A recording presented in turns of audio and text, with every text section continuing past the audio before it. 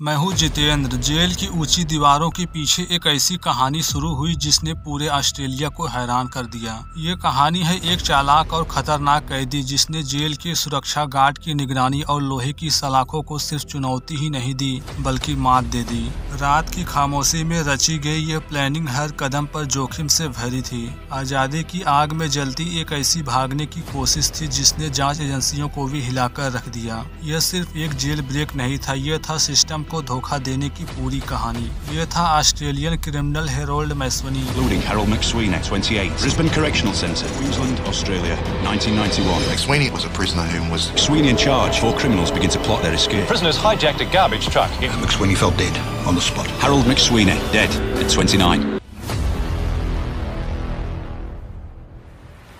Story की शुरुआत हुई साल 1991 से।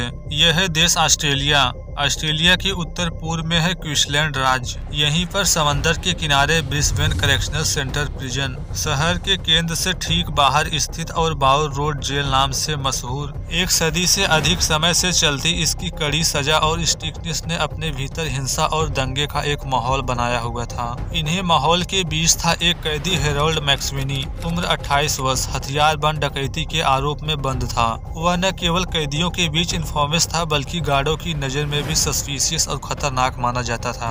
उसका तेज दिमाग, संयम और चालाकी ने उसे बाकी कैदियों के बीच लीडरशिप की जगह दी। उसके साथियों में पहला कैदी था जेसन निक्सन, उम्र 20 वर्ष, डकैती और नशीले पदार्थों के आरोप में। स्टीवन विटाना, उम्र 21 वर्ष, चोरी व सेंधमारी के आरोप में बंद। तीसरा ली जेम्स गैरेट, उम्र 22 वर्ष, शामिल था चोरी के आरोप में। चारों की उम्र कम थी पर उनकी सोच और उद्देश्य हार्श था। मैक्सवेनी ग्रुप का लीडर था, बाकी तीनों उसे फॉलो करते थे पर उनकी मानसिकता डिसिप्लिन नहीं बल्कि झुंड की तरह एकजुट थी। सिचुएशन का एनालिसिस उन्होंने जेल के भीतर की उथल पुथल और कमजोरियों से शुरू किया। नोटिस करते हैं कि पिछले कुछ समय से एक्सपीरियंस स्टाफ हटाए जा चुके हैं। कई नई हायरिंग हुई जिनके पास जेल के संभालने का केवल कुछ ही महीनों का एक्सपीरियंस था। अनुभवी गार्डों की अब्सेंस ने सिस्टम को कमजोर कर दिया था। यहीं से इन्होंने निगरानी करना शुरू किया, डेली रूटीन गार्डों की निगरानी और वे साधारण एक्टिविटीज जिन पर शायद अधिक ध्यान नहीं दिया जाता था। इसी बीच उनकी नजर कचरा उठाने वाले ट्रक पर पड़ी जो रोजाना रसोई के पास लोडिंग डॉक में इंटर करते थे।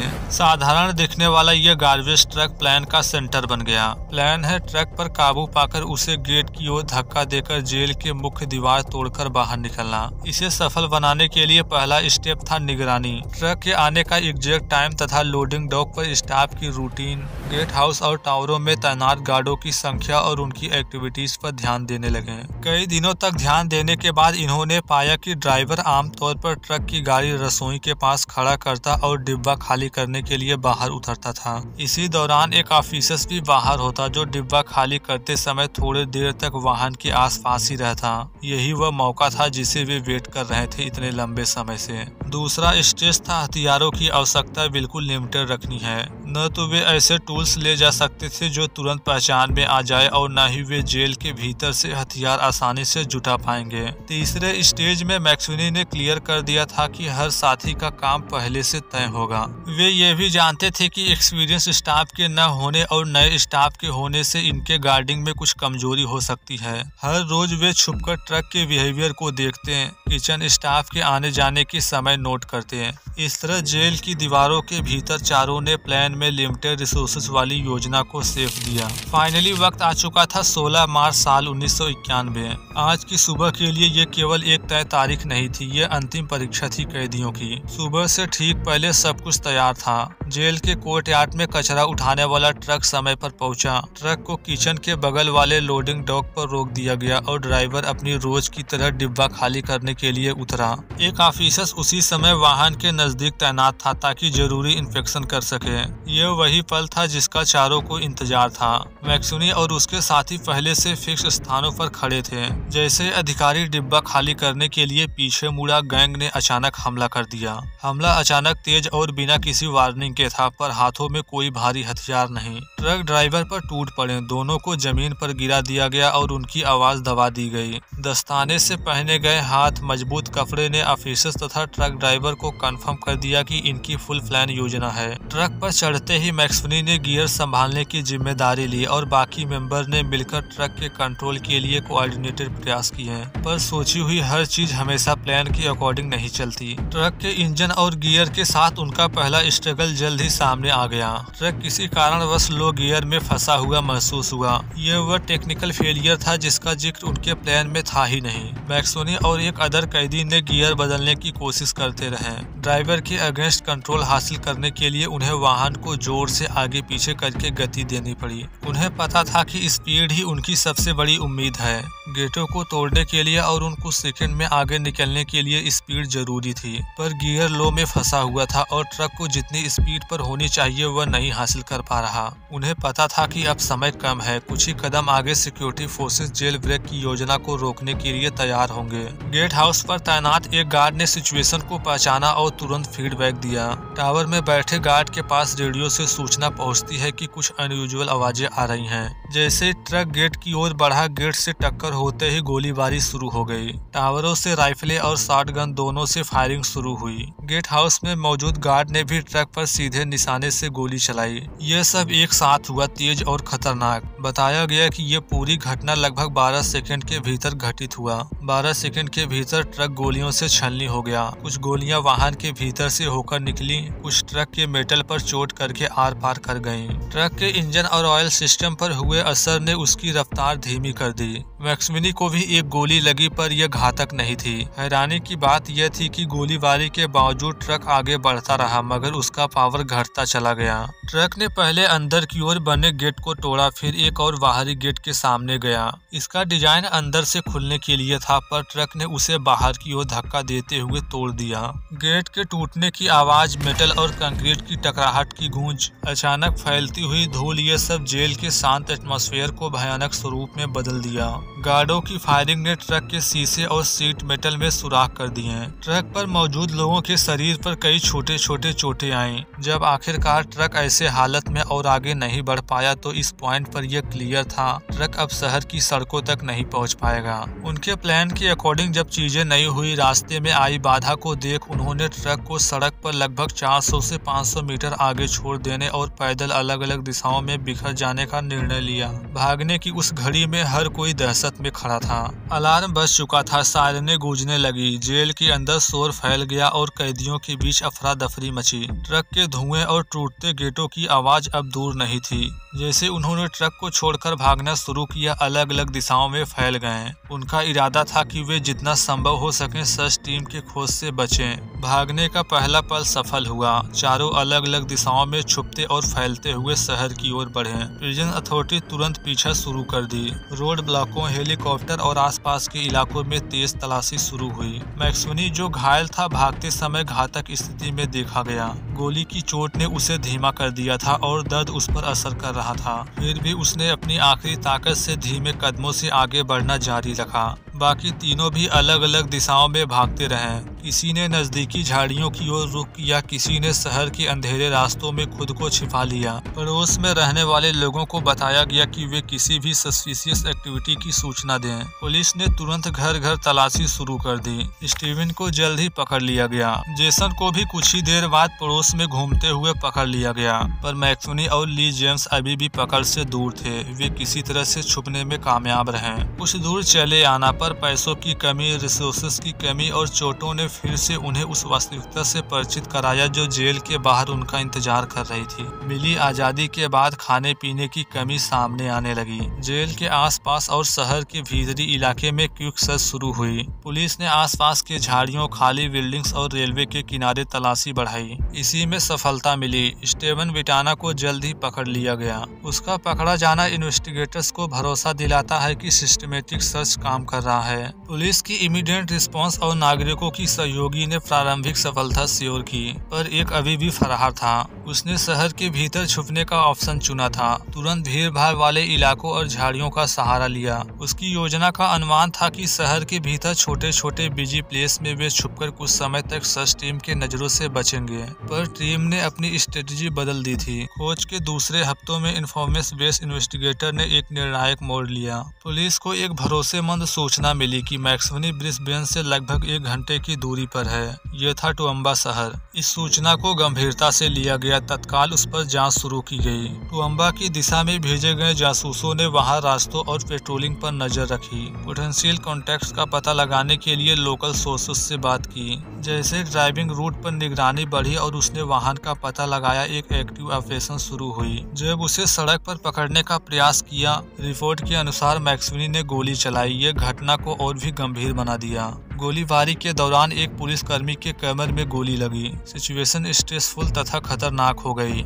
यह दिखाता है कि मैक्सवनी सिर्फ भागने के लिए नहीं बल्कि लड़ने के लिए भी तैयार था। गोलीबारी ने स्थिति को और खतरनाक बना दिया, क्योंकि एक ऑफिसर के घायल होने से उसे पकड़ लेना बहुत जरूरी था। कुछ भी कर सकता था, बीच में आने वाले नॉर्मल लोग भी मारे जाते हैं। स्थिति और बिगड़ने पर मैक्सवनी ने एक और कदम उठाया। उसने पुलिस की गाड़ी पर न केवल गोलियां चलाई बल्कि हमला करते हुए एक मोटरसाइकिल छीन लिया और उस पर सवार होकर भागने की कोशिश की। यही वह पल था जब खोजकर्ताओं और पेट्रोलिंग टीम की कैपेसिटी का एक्चुअल टेस्ट हुआ। पुलिस ने तुरंत पीछा जारी रखा। कच्ची सड़कों पर तेज ड्राइव तथा चकमा देने की कोशिश हुई। अल्टीमेटली टीम ने मैक्सवनी के वाहन पर टक्कर मारी। कैदी व्हीकल पर कंट्रोल खो बैठा, पर हार नहीं मानी, अभी भी खुद को संभाले हुए है। उसने मोटरसाइकिल फेंककर भागने का प्रयास किया और पेड़ों के बीच भागकर छिप गया। सर्च पार्टीज ने तुरंत उस इलाके की घेराबंदी की और टायरों के निशान का पीछा करते हुए आगे बढ़े। जल्द ही उस स्थान पर टायरों के निशान दिखाई दिए। क्लियर हुआ कि कोई मोटरसाइकिल कंट्रोल खोकर झाड़ियों में चली गई। ये निशान टुअम्बा से लगभग 20 मिनट की दूरी पर थे। पुलिस ने टीम को जोड़कर उस इलाके को घेर दिया, पर किसी भी खोज में सबसे बड़ा खतरा था कि छुपे हुए व्यक्ति के पास रिसोर्सेज का अभाव हो सकता है। वह अपने लोकल नॉलेज का फायदा उठाकर कहीं दूर छिप सकता था। वास्तव में मैक्सवनी ने पेड़ों के बीच छिपकर पुलिस को चकमा देने की कोशिश की थी, पर जब उसे एहसास हुआ कि पुलिस उसके आसपास घेराबंदी कर रही है, वह अपने फैसलों पर फिर से विचार किया। उसने खुद को एक टीवी रिपोर्टर के हवाले कर दिया। वह जानता था कि यदि फिर से पुलिस के सामने सीधे संघर्ष में पड़ता है तो उसके जान को गंभीर खतरा है। वह यह भी समझता है कि मीडिया के सामने आत्मसमर्पण करके अपनी सुरक्षा के लिए कुछ अच्छा कर सकता है, पर स्टोरी यहीं समाप्त नहीं होती। शुरुआत तो अब होती है। रिपोर्टर के सामने उसने उन लोगों के लिए धमकी भी दी जिसने सर्च टीम को उनकी सूचना दी थी उसके यहाँ होने की। अब वह सिर्फ एक कैदी नहीं, एक अनजान शख्स के जान का दुश्मन भी था। उसके इस धमकी ने मामला और भी भड़का दिया। वह क्लियर कर गया कि अगले कदम यदि उसे मौका मिले तो वह बदला ले सकता है। उसकी सरेंडर को पुलिस ने तुरंत ले लिया और हिरासत में बंद कर दिया, पर फिलहाल प्रायोरिटी इस बात पर थी कि आरोपी जस्टिस प्रोसेस के समक्ष पेश हो और जिन अधिकारियों तथा नागरिकों की इस कार्रवाई में चोट आई थी उनकी रक्षा तथा जांच सुनिश्चित की जाए, क्योंकि कहानी अभी अपने अगले अध्याय की तैयारी कर रही थी। पहली बार पकड़े जाने के बाद मैक्सवनी को 47 साल की सजा का सामना करना पड़ा, लेकिन उसकी सोच, उसका मन और उसकी जिद अब भी वैसी ही थी। जेल में लौटने के बाद भी उसके भीतर वही आग थी जो पहली बार उसे भागने के लिए इंस्पायर कर चुकी थी। इस बार उसका मकसद सिर्फ आजादी नहीं बल्कि बदला था। उस आदमी से बदला जिसने उसकी जानकारी पुलिस को दी थी, जिसके कारण वह फिर से सलाखों के पीछे पहुंचा था। कुछ महीनों में उसने एक बार फिर अपने आसपास के कैदियों से कांटेक्ट बनाए, गार्डों के रूटीन को समझा। वक्त आ चुका था 12 जून साल 1992। यह वही दिन था जब मैक्सवनी को कोर्ट में आगे की सजा सुनाने के लिए ले जाया जाना था। सुबह सुबह उसे बाकी कुछ कैदियों के साथ वैन में बैठाया गया। जाने से पहले सभी की स्ट्रिक्ट तलाशी ली गई, पर किसी को अंदाजा नहीं था कि उसने किसी तरह एक नकली पिस्तौल अपने पास छिपा ली है। पॉसिबिलिटी थी किसी सिंपैथी रखने वाले कैदी या बाहरी कॉन्टैक्ट के माध्यम से उसके पास पहुंची थी। नकली पिस्तौल प्लास्टिक की थी पर दूर से दिखने पर असली लगती। वैन ब्रिस्बेन सुप्रीम कोर्ट के पार्किंग क्षेत्र में पहुंचती है। जैसे उसे कोर्ट के फोल्डिंग सेल की ओर ले जाया जा रहा था, उसने तुरंत नकली पिस्तौल निकाली और अधिकारियों की ओर तान दी। उसके एक ही शब्द थे, हटो मेरे रास्ते से, नहीं तो खोपड़ी उड़ा दूंगा। कुछ पल के लिए अफरा दफरी मच गई। वहाँ मौजूद गार्ड ये समझ नहीं पा रहे कि हथियार असली है या नकली, सब पीछे हट गए। उसी अफरा दफरी में दरवाजे की ओर बढ़ा और तभी किस्मत ने उसका साथ दिया। आमतौर पर वहां से बाहर जाने का पिछला दरवाजा बंद रहता था, पर उस सुबह कोइंसिडेंट एक ताला बनाने वाला उस दरवाजे की मरम्मत के लिए आया था। दरवाजा खुला था। वह बिना किसी झिझक के उस रास्ते से छलांग लगा दी और सड़क की ओर भाग निकला। सुबह के लगभग 8:45 बज रहे थे, शहर का सबसे व्यस्त समय। सड़क पर ट्रैफिक, बसें और लोग अपनी रोजमर्रा की दौड़ में थे। वह भीड़ के बीच दौड़ता हुआ सड़क पार कर गया। उसके पीछे गार्ड चिल्ला रहे थे, नीचे झुको, रास्ता खाली करो। वह भागते हुए एक बस के पास पहुंचा जो ठीक उसी वक्त रुकी थी। बस पैसेंजर से भरी हुई थी। उसने दौड़कर दरवाजा खोला, बस पर चढ़ा और ड्राइवर की कनपटी पर नकली पिस्तौल तान दी। कहा, चलो जल्दी वरना मैं गोली मार दूंगा। बस में सन्नाटा छा गया। यात्रियों में हड़कंप मच गया। ड्राइवर घबरा गया। इंजन चालू करने की कोशिश की, लेकिन उसी पल पीछे से जेल ऑफिसर्स आ पहुंचे। उन्होंने बस के दरवाजे पर पहुंचकर आवाज लगाई, बंदूक नीचे रखो, तुम घिर गए हो। चिल्लाया, कोई पास मत आना, नहीं तो मार दूंगा। अब स्थिति बेहद खतरनाक हो चुकी थी। जैसे बस का दरवाजा बंद होने वाला था, एक गार्ड ने तेजी से हाथ दरवाजे के बीच डालकर खुद घुस गया। अगले पल गार्ड ने नजदीक से गोली चलाई। गोली सीधे कैदी के सीने में लगी। उसके हाथ से नकली पिस्तौल गिर गई जमीन पर। कुछ सेकंड तक बस में सन्नाटा रहा। गार्ड अंदर घुसे, देखा उसकी नब्ज नहीं चल रही थी। गोली सीधा दिल के पास लगी थी। उन्होंने बस को घेरा, यात्रियों को सुरक्षित बाहर निकाला और जांच शुरू की। जब हथियार उठाकर देखा गया, सब हैरान रह गए। वह असली नहीं बल्कि नकली पिस्तौल थी, प्लास्टिक की, हल्की लेकिन दिखने में असली जैसी। मैक्सूनी की उम्र उस वक्त सिर्फ 29 वर्ष थी। पहली बार उसने जेल की दीवारें तोड़ी, दूसरी बार उसने किस्मत को तोड़ने की कोशिश की, पर दोनों बार उसका अंजाम हिंसा और मौत पर जाकर खत्म हुआ।